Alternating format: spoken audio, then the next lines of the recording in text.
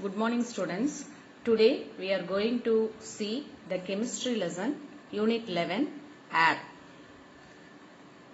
You have studied in your lower classes itself that air is a mixture of different kinds of gases.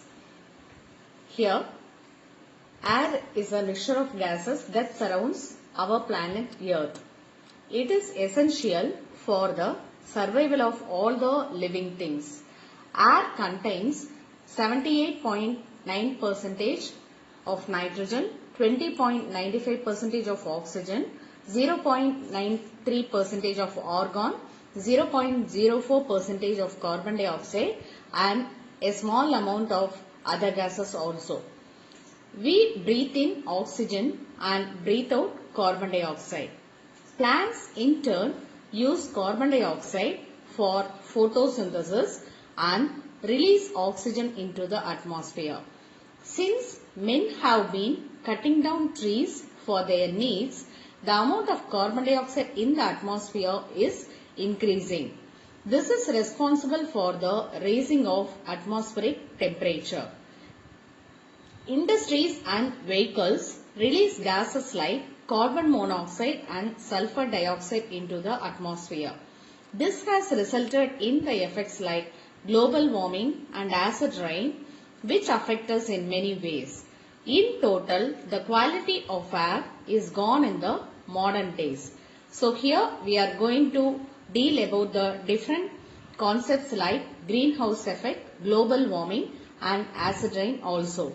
Also, we are going to deal about the gases like oxygen, carbon dioxide, nitrogen and the properties of them and also the uses of these elements. First, we will go for oxygen.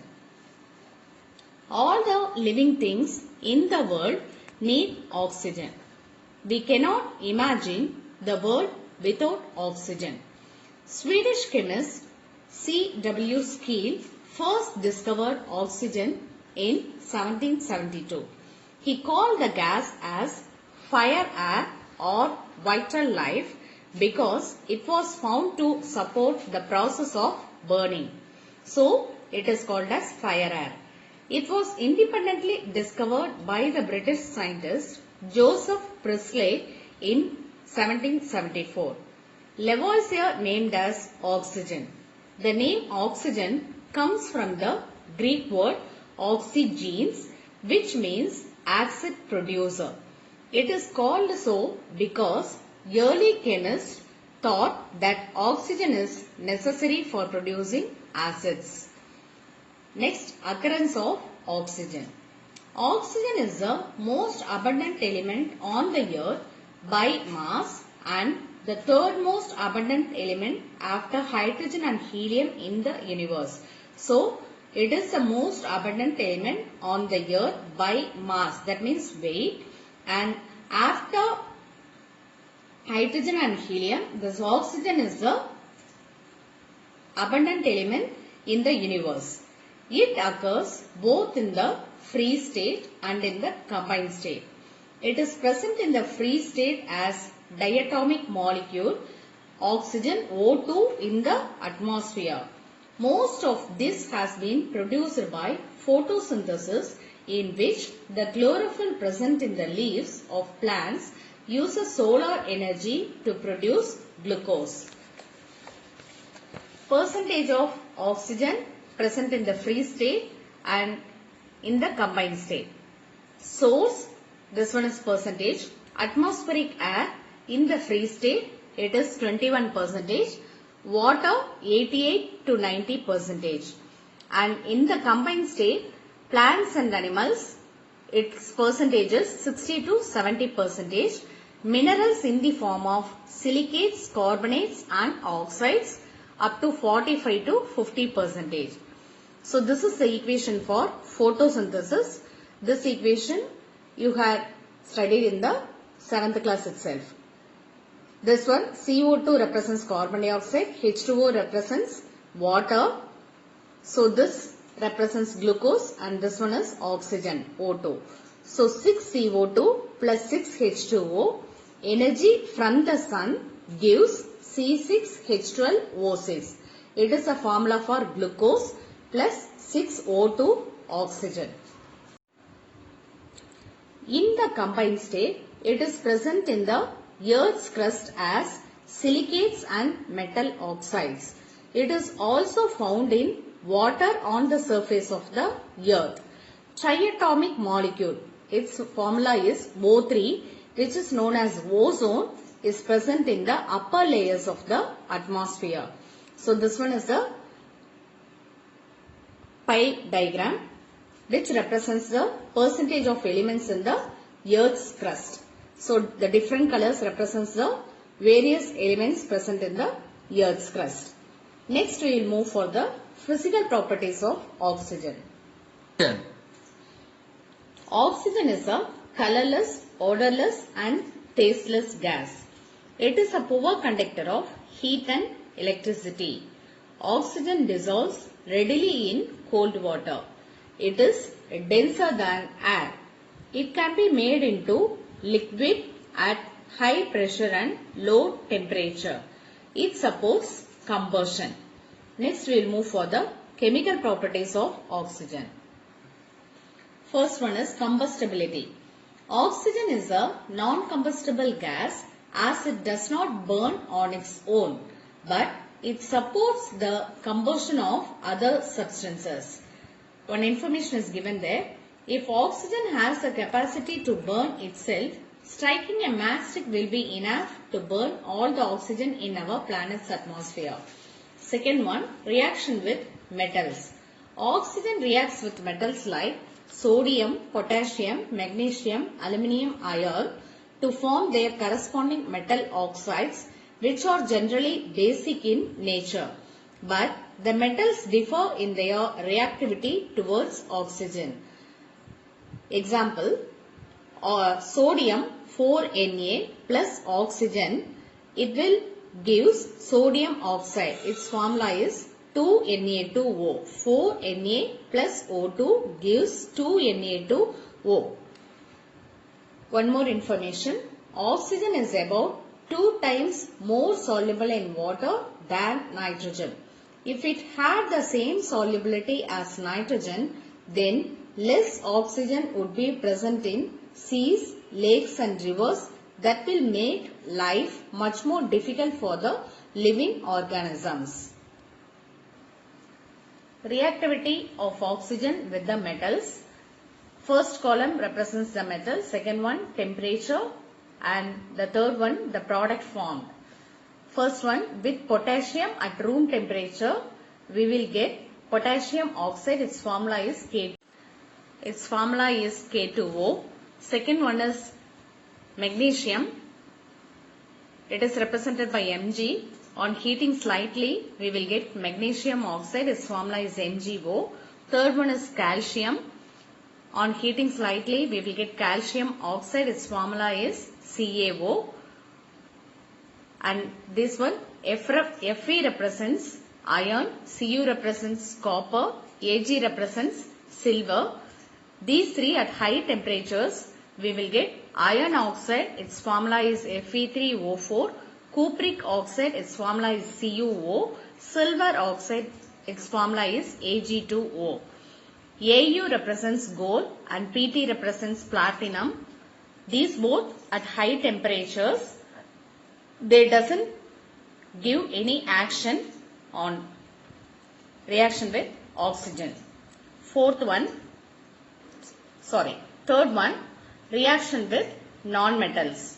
Oxygen reacts with various non-metals like hydrogen, nitrogen, carbon, sulfur, phosphorus to give corresponding non-metallic oxides which are generally acidic in nature. So carbon is a non-metal. It reacts with oxygen. We will get carbon dioxide. Some other reactions. Carbon, we will get carbon dioxide. Its formula is CO2. With nitrogen, we will get nitric oxide. Its formula is NO. With sulfur, we will get sulfur dioxide. Its formula is SO2. With phosphorus, we will get two products. Phosphorus trioxide, its formula is P2O3. and phosphorus pentoxide, its formula is P2O5. Fourth one, reaction with hydrocarbons. Hydrocarbons, that is compounds containing only carbon and hydrogen, they are called as hydrocarbons. React with oxygen to form carbon dioxide and water vapor. Example for these are wood, petrol, diesel, LPG. When they burn in oxygen, they produce heat and light energy. Hence, they serve as a fuel. Hydrocarbon plus oxygen, we will get carbon dioxide plus water vapor plus heat energy plus light. Fifth one is rusting. The process of conversion of iron into its hydrated form of oxide in the presence of air and moisture is called as rusting. Rust is nothing but hydrated ferric oxide. Fe represents iron, reacts with oxygen, we will get Fe2O3. 4 Fe plus 3 O2 gives 2 Fe2O3. This Fe2O3 iron oxide plus XH2O. This X represents how much water molecules is taken to complete the reaction. So Fe2O3 plus XH2O gives Fe2O3. This dot represents hydrated. So this is known as hydrated ferric oxide. Fe2O3 hydrated XH2O. This is called as rust. X is the number of water molecules which is variable as I said before. Next we will move for uses of oxygen. It is used as oxyacetylene cylinder for cutting and welding metals. This you have been seen in the workshops. It is used to remove carbon impurities from the steel. Plants and animals use oxygen from the air for respiration. It is also used as a rocket fuel. It is used for artificial respiration by scuba divers, mountaineers, astronauts, patients, etc. Mixed with powdered charcoal, it is used as explosives. It is used in the synthesis of methanol and ammonia. Next we will move for nitrogen. Nitrogen is one of the most important elements. Animals and plants need nitrogen for their growth. All living organisms contain nitrogen. It is an essential element present in proteins and nucleic acids, which are the building blocks of all the living things. It was first isolated from the air by Daniel Rutherford in the year 1772. The name nitrogen is derived from the Greek words nitron and gene, meaning I produce niter. Niter is nothing but potassium nitrate compound of nitrogen. Anton Lavoisier suggested the name azote from the Greek word meaning no life. Next, we will move for occurrence of nitrogen. Nitrogen is the fourth most abundant element in the human body. It accounts for about 3% of the mass of the human body. It is thought to be the seventh most abundant element in the universe. Titan, the largest moon of Saturn, has an atmosphere made up of 98% nitrogen. Nitrogen occurs both in the free state and in the combined state. Nitrogen exists in free state in the atmospheric air as dinitrogen. Its formula is N2. It is present in volcanic gases and gases evolved by burning of coal. Nitrogen is present in the combined state in the form of minerals like niter, its formula is KNO3, and chili saltpeter, its formula is NaNO3, sodium nitrate. It is present in organic matters such as protein, enzymes, nucleic acids, etc. Physical properties of nitrogen. It is a colorless, tasteless and odorless gas. It is slightly lighter than air. It is slightly soluble in water. Nitrogen becomes a liquid at low temperature and looks like water. When it freezes, it becomes a white solid. It is neutral to litmus like oxygen. Next we will move for chemical properties of nitrogen. First one, chemical reactivity. Nitrogen is inactive at ordinary conditions. It combines with many elements at high temperature and pressure or in the presence of catalyst only.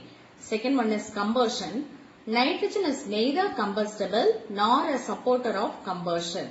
So, nitrogen in the air moderates the rate of combustion. So, it is neither combustible nor a supporter of combustion.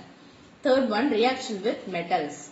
Nitrogen reacts with metals like lithium, calcium, magnesium at high temperature to form their corresponding metal nitrides.